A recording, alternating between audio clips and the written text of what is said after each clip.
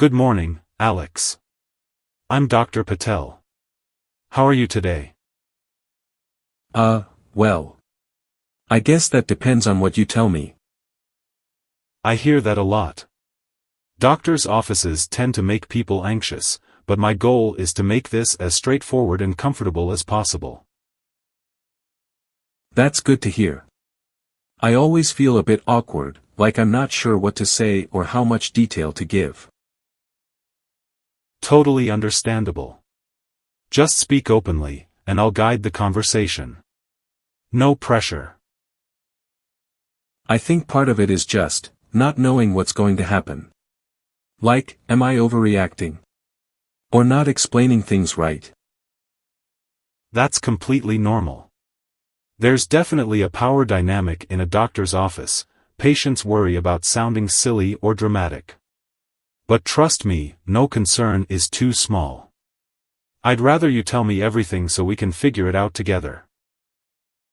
Before we dive in, let's take a breath. Have you been up to anything fun lately? Any hobbies you enjoy? I've been trying to get into gardening. Mostly succulents, because they're hard to kill. A solid choice. I tried growing tomatoes last year. Turns out, I'm better at keeping people healthy than plants. Good to know your strengths. Exactly. And hey, gardening is great for stress.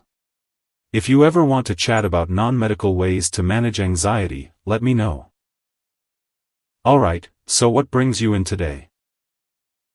Well, I've been feeling really exhausted, even when I sleep a full night. And I get these headaches that come and go. I see. When did this start, and how often do you get the headaches? Maybe 2 months ago. The headaches happen a few times a week, but the fatigue is every day. Got it. Any other symptoms? Dizziness, nausea, changes in appetite? Not really. I mean, I've been a little more stressed than usual, but who isn't? Stress can play a role, but we'll check for other possible causes too. We'll do some basic tests today and see if we need any follow-ups. That sounds good. I just don't want to leave here with more questions than answers. I hear you. I'll explain everything step by step, and if something doesn't make sense, just ask. Alright, based on your symptoms, I'd like to run some blood tests to check for things like vitamin deficiencies, thyroid function, and iron levels. In the meantime, try tracking your sleep and energy levels in a journal. It can help us identify patterns. Okay, that makes sense. And if the tests come back normal?